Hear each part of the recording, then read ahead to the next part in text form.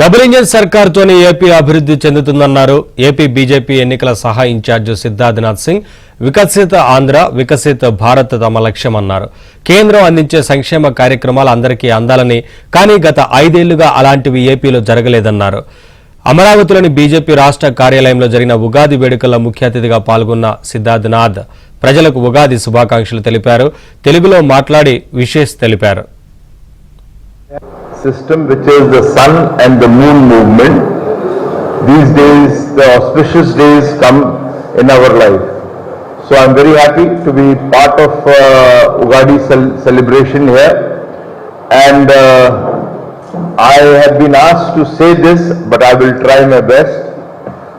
Ugadi Nutana Samvatsara Shubhakankshalo.